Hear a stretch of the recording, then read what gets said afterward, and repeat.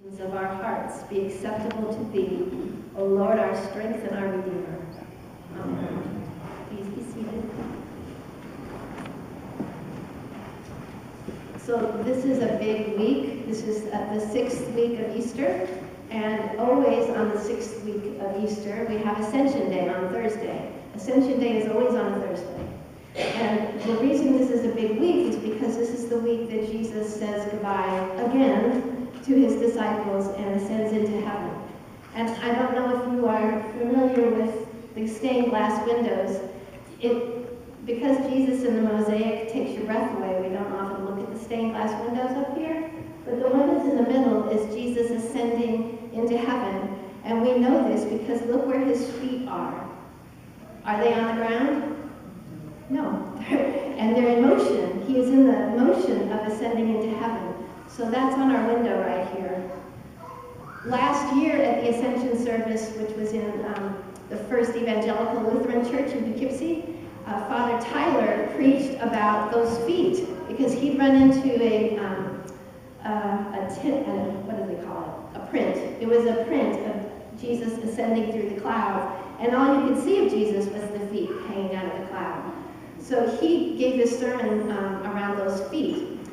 I was in England, in London, a year ago today, and in one of my favorite bookstores there, Waterstones, I found this book, and on the cover of the book is Jesus ascending with his little feet hanging out of the cloud.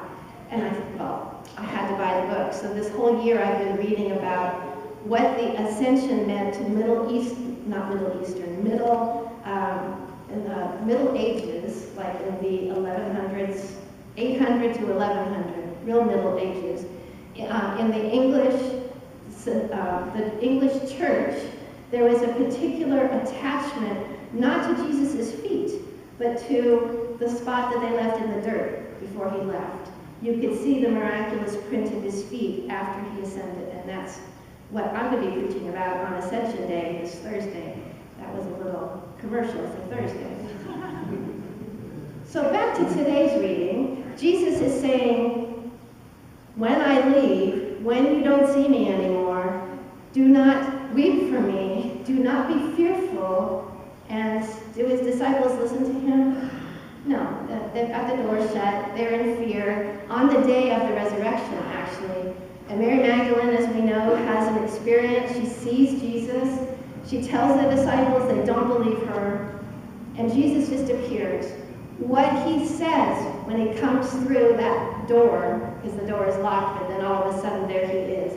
What he says is what he promises in these words today that he's going to say. His first words are, peace be with you. And again, he says it again. Peace be with you. Look at my hands, look at my side, and see that I am the wounded one. So he promises that he will come to them. He comes to them not just as the Holy Spirit, but he comes to them as the risen Christ. And the Holy Spirit then comes from Jesus himself. After he has shown his hands and his side, he blows on them like this. And if it was Jesus' breath, you would all just be blown away. He blows the Holy Spirit on them. This is the same Holy Spirit that Luke writes about on the day of Pentecost, that some churches use recordings of wind, and they get fans going so that we get the idea of it being wind, because the name Spirit also means ruach. That's what the word is in Hebrew, ruach. It means create, because God and Jesus at the beginning of time, when God created the heavens and the earth, he blew it out of his mouth. It's the mouth with the words of God that create. So this creative energy, says Jesus, will not only be the Holy Spirit, but will be the advocate. And the Greek word that he uses is paraclete. Paraclete means literally one who is called to walk with, paraclete. So the Holy Spirit walks with us and teaches us in afterthought of where the Spirit was in our lives, but we didn't realize. The Holy Spirit teaches all of the disciples that all those things that they did not understand, that it says in the Bible, and they did not understand, and that we don't understand. It's only after Jesus is gone that they begin to feel these surges of Holy Spirit teaching them what the truth is. Jesus says, I am the truth, and the truth will set you free.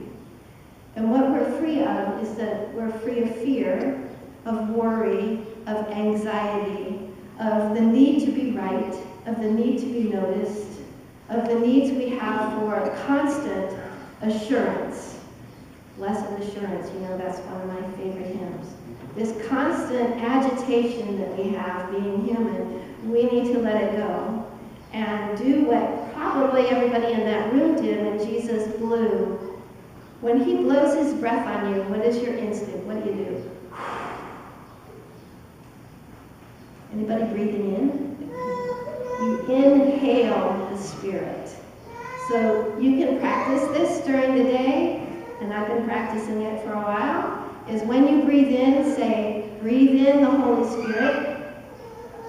And when you breathe out, say, Christ abides in me. We're breathing in the Holy Spirit, and Christ abides in me. Breathe in the Holy Spirit, Christ abides in me. Now in Hebrew, abide means to pitch your tent in. That's where the tabernacle went around the desert in the wilderness with the Hebrew people. And the tabernacle was actually a tent first, and then they made a wooden thing to carry it with the sticks. But pitching a tent is much more true to form. So in order for us to pitch a tent for Jesus and the Holy Spirit and God, the whole Trinity, to abide in us, we've got to clear out all the junk. Peace, says Jesus, peace be with you. Hang on to the one clear fact that we know. He doesn't leave us abandoned.